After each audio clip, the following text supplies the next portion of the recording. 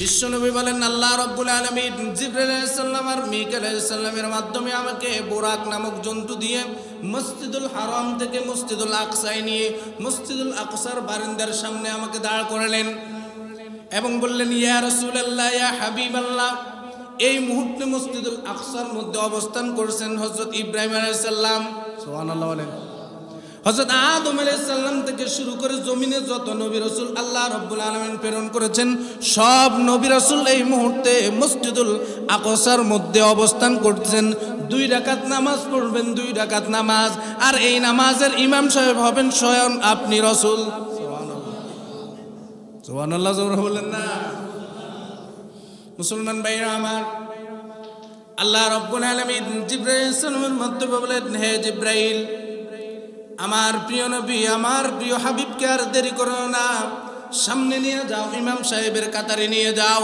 বিশ্ব নবী ইমাম সাহেবের কাতারে এসে ইমাম সাহেবের মিম্বরের পাশ দিয়ে এসে এখানে এসে দাঁড়ালেন আর আল্লাহ রাব্বুল আলামিন ঘোষণা দিলেন 2 রাকাত নামাজ পড়ান কয় রাকাত 2 রাকাত নামাজ পড়ে ডান দিকে সালাম ফিরিয়ে দেখেন ডান দিকে বসে আছেন হযরত ইব্রাহিম আলাইহিস সালাম আর তিনার বরাবর বসে আছেন হযরত আদম আলাইহিস সালাম বাম দিকে দেখতেছেন হযরত মূসা আলাইহিস সালাম এভাবে প্রসিদ্ধ নবী রাসূল বিশ্ব নবীর পিছনে দণ্ডমান বসা অবস্থায় আছে আর বিশ্ব নবীকে হযরত জিবরাইল আলাইহিস সালাম বলেন এই মুহূর্তে আপনি একটি ঐতিহাসিক স্মরণকালের ভাষণ দিয়ে যান এবং এই মুহূর্তে দাঁড়িয়ে সমস্ত নবী রাসূলকে বলেন আল্লাহ রাব্বুল আলামিন আপনারা সমস্ত নবী রাসূল জমিনে এসেছেন সবার আগে আর আমি শেষে এসে আমাকে আপনাদের সরদার বানিয়ে দিল দুনিয়াবী কাজে এক একজন ব্যস্ত থাকে এক একজন আখিরাতের কাজে ব্যস্ত থাকে যে ব্যক্তি আখিরাতের কাজে ব্যস্ত থাকে আল্লাহ মৃত্যুর পর তাকে জান্নাতে রাখবেন আনন্দে সুবহানাল্লাহ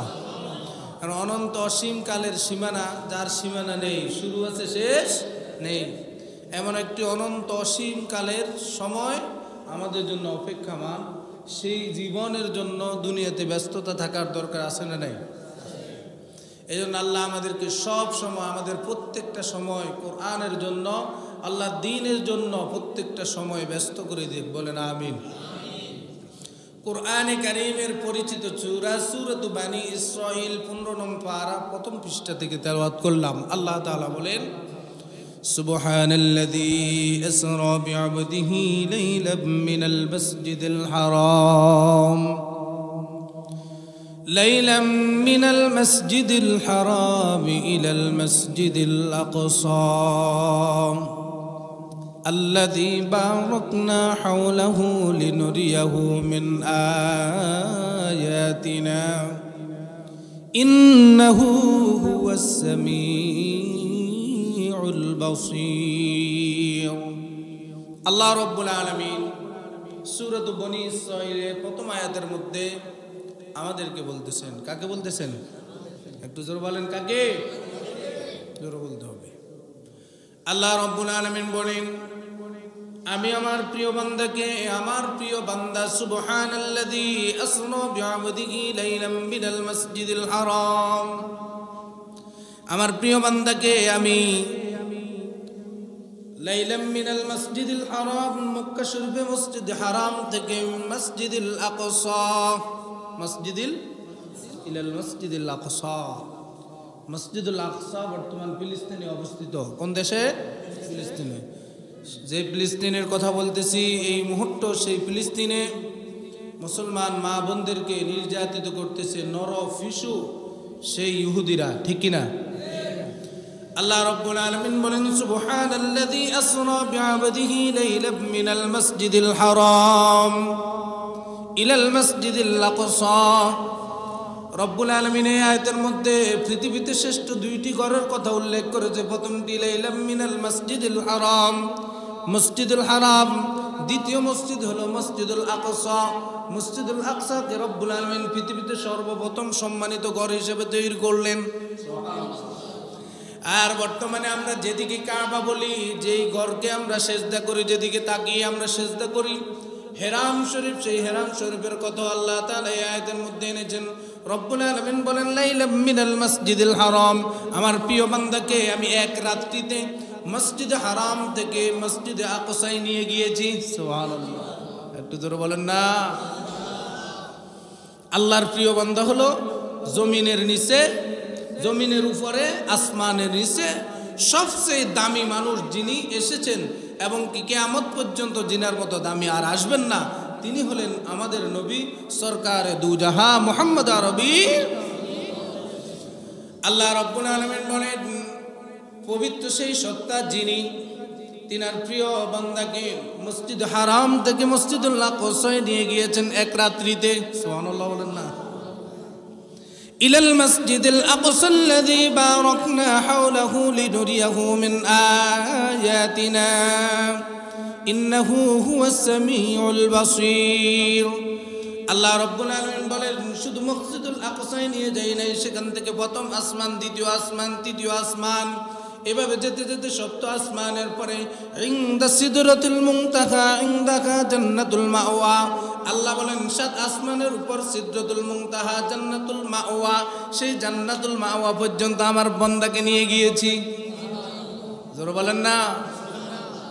এক রাত্রিতে, সেই রাত্রিটা মুফাসসির কিরাম এবং মুহাদ্দিস কিরাম বলেন রজব মাসের সম্ভবত 27 তারিখ রাত্র। সুবহানাল্লাহ বলেন না।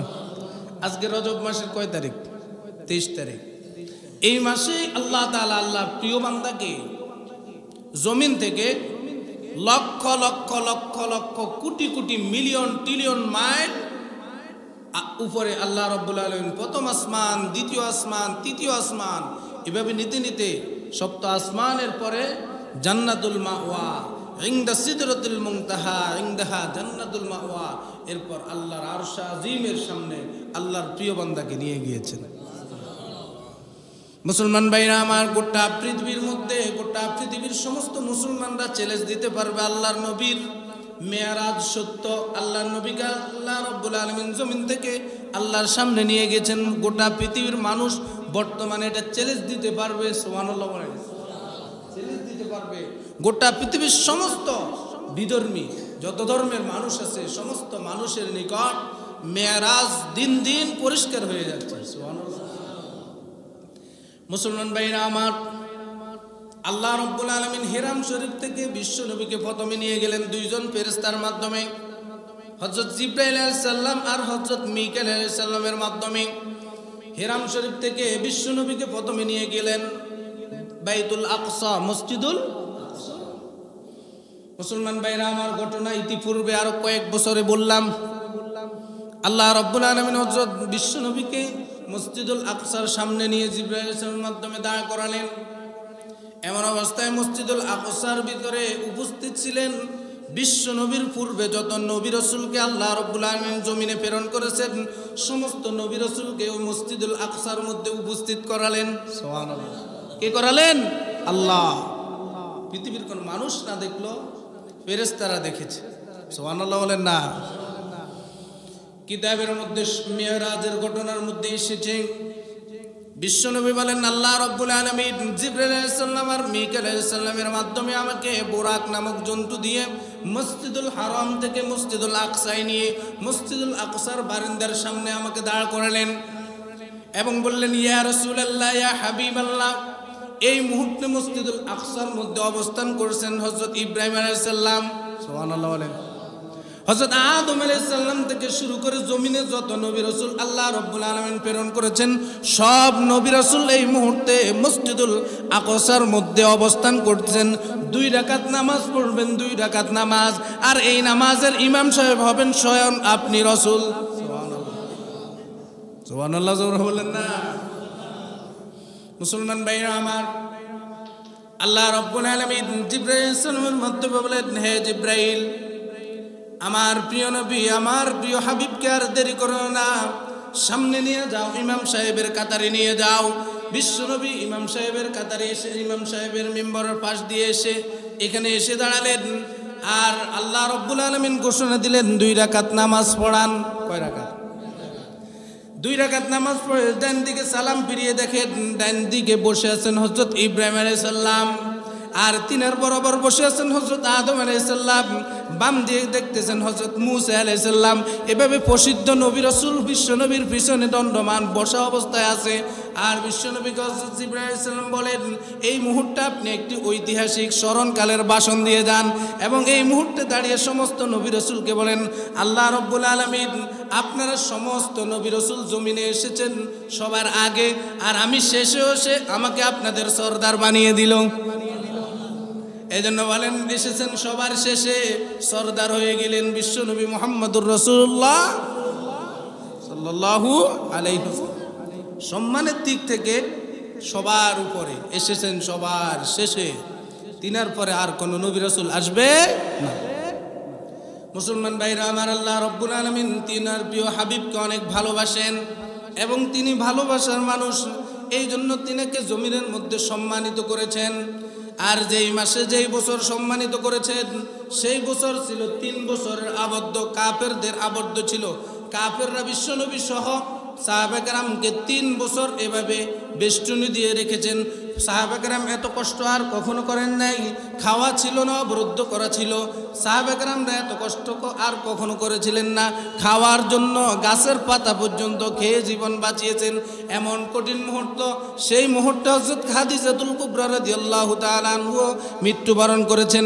এই অবস্থায় আল্লাহ রাব্বুল আলামিন বিশ্বনবীকে সান্ত্বনা দেওয়ার জন্য এই রজব মাসের সম্ভবত 27 তারিখ দিবাগত রাত্রিতে আল্লাহ রাব্বুল আলামিন বলেন, সুবহানাল্লাযী আসরা বিআবদিহি লাইলাম মিনাল মাসজিদিল হারাম ইলাল মাসজিদিল আকসা। সুবহানাল্লাহ। আল্লাহ বলেন, আমার প্রিয় বান্দাকে আমি মসজিদুল হারাম থেকে মসজিদুল আকসায় নিয়ে গিয়েছি। শুধু সেখানে ক্ষান্ত রাখি নাই, সেখানে গিয়ে গোটা পৃথিবীর সমস্ত ইতিপূর্বে যত নবী রাসূল এসেছে 3000 3500 বছরের মধ্যে সমস্ত নবী রাসূল নয়, শুধু সমস্ত নবী রাসূল নয়, পৃথিবীর সর্বপ্রথম মানব, গোটা পৃথিবীর সমস্ত মানুষের প্রথম মানব হযরত আদম আলাইহিস সালাম। সে আদম আলাইহিস সালামকে আনলেন, ইব্রাহিম আলাইহিস সালামকে আনলেন, মূসা আলাইহিস সালামকে একত্রিত করলেন। গোটা পৃথিবীতে যত সত্য নবী এসেছে সমস্ত সত্য নবীকে আল্লাহ রাব্বুল আলামিন বাইতুল আকসার মধ্যে একসাথ করে বিশ্ব নবীকে ইমাম বানিয়ে দিলেন। সম্মান কম না বেশি? অনেক বেশি। বলেন অনেক। এরপর বিশ্ব নবীকে নিয়ে যাওয়া হলো প্রথম আসমানে। এভাবে প্রত্যেক আসমানের মধ্যে নেওয়া হলো এবং কি বিশ্ব নবীকে আল্লাহ রাব্বুল আলামিন হযরত জিবরাইল আলাইহিস সালাম আর মিকাইল আলাইহিস সালামের মাধ্যমে জান্নাত দেখালেন, জাহান্নাম দেখালেন। জান্নাতে গিয়ে মুমিনদের স্থানগুলো দেখালেন, জাহান্নামে গিয়ে নাফরমানদের স্থানগুলো দেখালেন। জান্নাতে গিয়ে নবী রাসূলদের অবস্থান জানালেন, জাহান্নামে গিয়ে জাহান্নামের দূর থেকে বিশ্বনবীকে জাহান্নামী অপরাধীদেরকে দেখালেন। বিশ্বনবী জাহান্নাম দেখে কান্না আরম্ভ করলেন, বিশ্বনবী জান্নাত দেখে আফসোস আরম্ভ করলেন। আল্লাহ রাব্বুল আলামিন ঘোষণা দিলেন, আপনার প্রিয় বান্দারা, আপনার প্রিয় উম্মতেরা যারা কষ্ট ক্লাস করবে, জান্নাতকে ডেকে রেখেছে কষ্ট ক্লাস আর নির্যাতন নিপীড়ন দিয়ে জান্নাতকে ডেকে রেখেছে বিশ্বনবীর সামনে। আর জাহান্নামকে আনন্দ উৎসাহ দিয়ে, জাহান্নামকে বিভিন্ন আনন্দ উৎসর ডাকনা দিয়ে ডেকে রাখা হয়েছে। যারা দুনিয়ার মধ্যে লাগামহীন জীবন যাপন করবে তারা জাহান্নামী, আর যারা দুনিয়ার মধ্যে কষ্ট ক্লাস নির্যাতিত নিপীড়িত হবে তারা জান্নাতি। সুবহানাল্লাহ। বিশ্বনবী জান্নাত জাহান্নাম থেকে আল্লাহ রাব্বুল আলামিনকে বলতেছেন, আল্লাহ অসম্ভব অসম্ভব, এত কষ্ট করে আমার উম্মতেরা জান্নাতে আসবে। বিশ্বনবীকে আল্লাহ সান্ত্বনা দিলেন, যান জমিনে গিয়ে নামাজ পড়ার জন্য বলেন। কি পড়ার জন্য? দৈনন্দিন 50 ওয়াক্ত করে নামাজ পড়ে আসতে বলেন। 50 ওয়াক্ত নামাজ পড়বে, জান্নাতে চলে যাবে। সুবহানাল্লাহ। বিশ্বনবী আল্লাহ রাব্বুল আলামিনকে বললেন, আল্লাহ রাব্বুল আলামিন 50 ওয়াক্ত নামাজ অসম্ভব। কি কি সম্ভব? অসম্ভব। আল্লাহ রাব্বুল আলামিন বিশ্বনবীকে 50 ওয়াক্ত নামাজ দিলেন, আর বিশ্বনবী চলে আসতেছেন। হযরত মূসা আলাইহিস সালাম সহ 8 জন নবীকে আল্লাহ রাব্বুল আলামিন আসমানে বিশ্বনবীকে রিসিভ করার জন্য রেখেছেন। সুবহানাল্লাহ বলেন না? ওই নবী রাসূলরা বলতেছেন, হযরত মূসা আলাইহিস সালাম বলেন 3 ওয়াক্ত নামাজ বনি ইসরাইলরা পড়তে পারতো না। আপনার থেকে আরো শত শত বছর আগে বনি ইসরাইল আমার উম্মতেরা হযরত মূসা আলাইহিস সালাম বিশ্বনবীকে বলতেছেন 3 ওয়াক্ত নামাজ ছিল, 1 ওয়াক্তও পড়তে পারতো না। ব্যস্ততা দুনিয়ার জমিনের, আছে না নাই? জোরে বলেন। আমরা অনেকে ভাবি যদি নামাজ 2 ওয়াক্ত হইতো দিনের বেলা আদায় করতাম, রাত্রিবেলা কষ্ট করে কেন উঠি, 3 ওয়াক্ত হলে মোটামুটি চলতো। বনি ইসরাইলদেরকে আল্লাহ রাব্বুল আলামিন মাত্র 3 ওয়াক্ত নামাজ দিয়েছে, কোপাল পড়া তারাও সেটাও পড়ে নাই। এরকম মুসলমান আছে না নাই? জোরে বলেন আছে। বিশ্বনবীকে হযরত মূসা আলাইহিস সালাম ওয়াজ করে দিলেন, ইয়া রাসূলুল্লাহ, ইয়া হাবিবাল্লাহ, 50 ওয়াক্ত অসম্ভব, আল্লাহর নিকট যান, গিয়ে বলেন আল্লাহ রাব্বুল আলামিন আমার দুর্বল উম্মতেরা নবী দেখে নাই, রাসূল দেখে নাই, আল্লাহ দেখে নাই, আমি তো সরাসরি আপনাকে দেখেছি, আমার উম্মতরা তো আমাকেও দেখে নাই, তারা তো শত শত বছর পরে আসবে, ঈমান থাকবে দুর্বল, ইসলামের উপর তাদের জ্ঞান থাকবে কম, তারা আমল করতে পারবে না, 50 ওয়াক্ত অসম্ভব। রব্বুল আলামিন বলেন যান 5 ওয়াক্ত কমিয়ে দিলাম। সুবহানাল্লাহ বলেন। এভাবে একবার, দুইবার, তিনবার যাইতে যেতে 5 বার, কয়বার? 5 বারে কয় ওয়াক্ত কমছে? 5 পাঁচা 65। এভাবে যেতে যেতে হযরত মূসা আলাইহিস সালামের নিকট আবার ওয়াফাজ আসেন, আল্লাহর কাছে একবার যান, আবার নিচের দিকে যখন জমিনের দিকে চলে আসবে, এমন এটা আল্লাহর একটা পরীক্ষা। আল্লাহ রাব্বুল আলামিনের হাবিব মূসা আলাইহিস সালামের কাছে এসে বলেন নামাজ কমাতে কমাতে আল্লাহর নিকট 5 বার গেলাম, কয়বার? 5 বারে 25 ওয়াক্ত কমালেন, প্রত্যেকবার আল্লাহ 5 ওয়াক্ত করে কমায়। হযরত মূসা আলাইহিস সালাম বলেন 3 ওয়াক্ত পড়তে পারে নাই বনি ইসরাইল, আপনার গুলো পারবে না, যান আবার কাছে আল্লাহর কাছে যান। এভাবে যেতে যেতে 9 বার গেছে, কয়বার? আমাদের জন্য 5 ওয়াক্ত নামাজ আনার জন্য আল্লাহর নিকট আমাদের প্রিয় নবী মুহাম্মদুর রাসূলুল্লাহ সাল্লাল্লাহু আলাইহি ওয়াসাল্লাম বলেন, আরে 5 ওয়াক্ত নামাজ পড়তে কত কষ্ট, 50 ওয়াক্ত দিলেন আল্লাহ। আল্লাহ রাব্বুল আলামিন 50 ওয়াক্ত দিয়ে বলে যান, যে ব্যক্তি 50 ওয়াক্ত নামাজ দৈনন্দিন পড়বে, ওই ব্যক্তি এই কষ্টের যেই জান্নাতের আনন্দ উৎসব তো আপনাকে দেখালো ফেরেশতারা, এই আনন্দ উৎসবের মধ্যে বেশি থাকবে, এই জান্নাতের মালিক হয়ে যাবে, বাগানের মালিক, বিল্ডিং এর মালিক, যেদিকে তাকাবে মালা আইনুন রাআত ওয়ালা উযুনুন সামিআত ওয়ালা খতর আলা কলবি বাশার, আপনার উম্মত জীবনে কল্পনা করে নাই এত আনন্দের জায়গা পাবে, যে ব্যক্তি দৈনন্দিন 50 ওয়াক্ত নামাজ পড়বে তাকে এই জান্নাত দিয়ে দেওয়া হবে। সুবহানাল্লাহ। বিশ্বনবী আল্লাহর ওয়াজ শুনে আনন্দের চিত্রে এসে হযরত মূসা আলাইহিস সালামকে বললেন, মূসা আলাইহিস সালাম ওয়াজ করে দিলেন উল্টা ওয়াজ, যান আবার যান। এভাবে বিশ্বনবী একবার, দুইবার নয়, 9 বার গিয়ে কমালেন কয় ওয়াক্ত? বল না, কয়বার? হযরত মূসা আলাইহিস সালামের কাছে বিশ্বনবী এসে বলেন, ইয়া হে নবী, হে মূসা আলাইহিস সালাম, আপনার বনি ইসরাইল তো 3 ওয়াক্ত পারে নাই, আমি তো 5 ওয়াক্ত নিয়ে আসছি, আল্লাহর নিকট আমি আর যাইতে লজ্জা লাগতেছে আমার উম্মতের জন্য নামাজ কমানোর জন্য। আল্লাহ রাব্বুল আলামিন বিশ্বনবীর এই মনের বাসনায় দেখেই বুঝলেন আমার প্রিয় হাবিব যদি এবার আমার কাছে আসে, আমার প্রিয় হাবিবের কাছে লজ্জা লাগবে। আল্লাহ নিজে ঘোষণা দিলেন, যার গোটা পৃথিবীর সমস্ত মুমিনদেরকে ডেকে ডেকে বলে দেন, যে ব্যক্তি 5 ওয়াক্ত নামাজ ইহতিমামের সহিত পড়বে, ফজরের সময় কষ্ট করে উঠবে, জোহর নামাজ হাজারো ব্যস্ততার মাঝে আদায় করবে, আসরের নামাজটা আদায় করবে, মাগরিব সুন্দরভাবে আদায় করবে, ইশার নামাজ পড়ে ঘুমাবে, 5 ওয়াক্ত নামাজ যে ব্যক্তি পড়বে আমি একে দিব 10, কারণ আমার নীতি হলো মান জাআ বিল হাসানাতি ফালাহু আশরু আমসালিহা ওয়া মান জাআ বিস সাইয়্যিআতি ফালা ইউজজা মিসলাহা। সুবহানাল্লাহ। আল্লাহ রাব্বুল আলামিন বলেন, যে ব্যক্তি একটা নেক আমল করবে আমি তাকে দিই 10, যে ব্যক্তি 1 ওয়াক্ত নামাজ পড়বে তাকে দিব 10, যে ব্যক্তি 2 ওয়াক্ত নামাজ পড়বে তাকে দিব 20, 3 ওয়াক্ত পড়লে 30 ওয়াক্ত, যে ব্যক্তি এভাবে 5 ওয়াক্ত নামাজ পড়বে ওই ব্যক্তিকে 50 ওয়াক্তর সওয়াব আমি রব্বুল আলামিন দিয়ে দিব। সুবহানাল্লাহ, একটু জোরে বলেন না। আমাদের প্রিয় নবীর মেরাজের ফলাফল হলো 5 ওয়াক্ত নামাজ। সুবহানাল্লাহ বলেন না। মুসলমান ভাইরা আমার, গোটা পৃথিবীতে এখন স্পষ্ট বিশ্বনবীর মেরাজ সত্য। বলেন বিশ্বনবীর মেরাজ, একটু বলেন বিশ্বনবীর মেরাজ।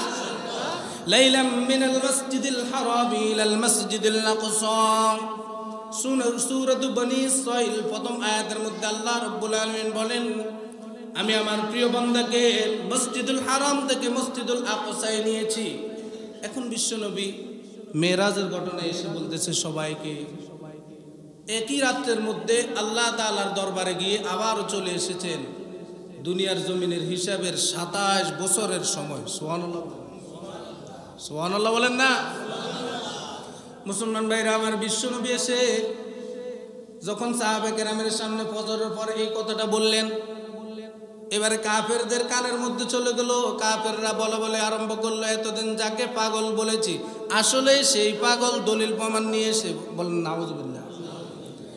কাফেরদের বড় বড় লিডাররা একত্রিত হয়ে বলল, যাও এই পাগলের সহচর যেই প্রিয় মানুষ, সেই প্রিয় মানুষের নাম আবু বকর, চলো সবাই মিলে আবু বকরের কাছে যাই, ঘটনাটা বলি।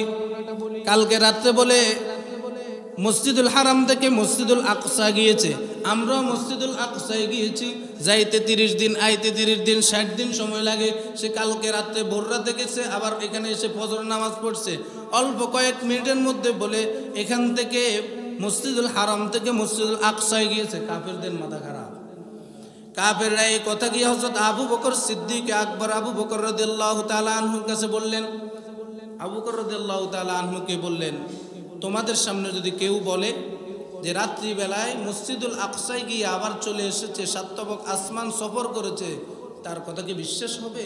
হযরত সিদ্দিক আকবর হযরত আবু বকর সিদ্দিক রাদিয়াল্লাহু তাআলা আনহু বলেন, এই ঘটনাটা কে বলেছে, এই কথাটা কে বলেছে, আগে তার কথা বলো। তারা বলতেছে তোমার প্রিয় মুহাম্মদ সাল্লাল্লাহু।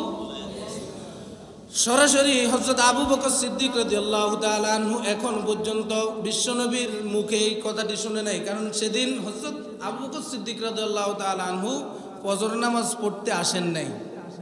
ঘটনাক্রমে তিনি সেদিন ফজর নামাজ পড়তে না আসে বলতেছেন এই কথাটা কে বলেছে, এখনো পর্যন্ত বিশ্বনবীর জবানে সিদ্দিক আকবর রাদিয়াল্লাহু তাআলা আনহু শুনে নাই। যখন কাফেররা বলল তোমাদের প্রিয় নবী মুহাম্মদ সাল্লাল্লাহু আলাইহি ওয়াসাল্লাম এই কথা বলেছেন, সরাসরি আবু বকর সিদ্দিক রাদিয়াল্লাহু তাআলা আনহু বিশ্বনবী থেকে শুনেন নাই। তারপরে এই কথা শুনে সরাসরি বলে দিলেন, সাদাকাতা ইয়া রাসূলুল্লাহ, বিশ্বনবী যা বলেছেন তা সত্য, তার মধ্যে কোনো প্রকারের সন্দেহ। সুবহানাল্লাহ বলেন না? মুসলমান ভাইরা আমার, মিরাজ সত্য।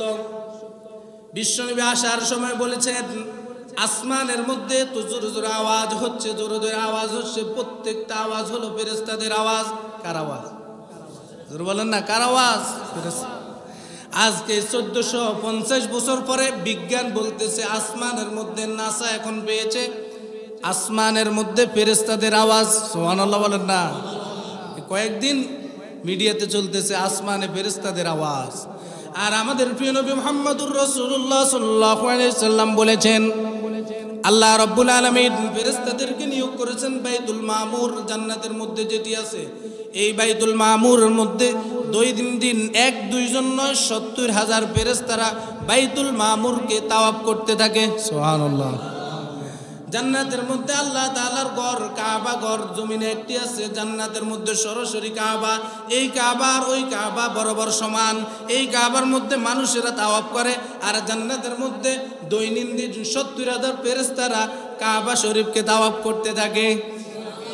70,000 ফেরেশতারা যদি কাবাকে তাওয়াফ করে, বিজ্ঞান কেন ফেরেশতার আওয়াজ আসমানে শুনবে না? সুবহানাল্লাহ বলেন না? দৈনন্দিন 70,000 ফেরেশতারা আল্লাহর আসমানে জান্নাতে যে কাবা শরীফ আছে সেই কাবাকে দৈনন্দিন তাওয়াফ করতে থাকে। সুবহানাল্লাহ বলবেন না? মুসলমান ভাইরা আমার, তাই নয় শুধু, বিশ্বনবী বলেন ইজা হুয়া ইয়াদখুলুহু কুল্লা ইয়াউমিন 70, একজন দুইজন নয়, আলফি মালাক 70 আলফি মালাক, 70,000 ফেরেশতারা দৈনন্দিন আল্লাহর এই কাবাকে, জান্নাতে যেই কাবা আছে সেই কাবা শরীফকে দৈনন্দিন 70,000 ফেরেশতারা তাওয়াফ করতে থাকে। লা ইয়াদউনা ইলাই, আজকে যেই 70,000 ফেরেশতারা এগুলো তাওয়াফ করেছে, কিয়ামত পর্যন্ত এই 70,000 ফেরেশতারা আসবে না।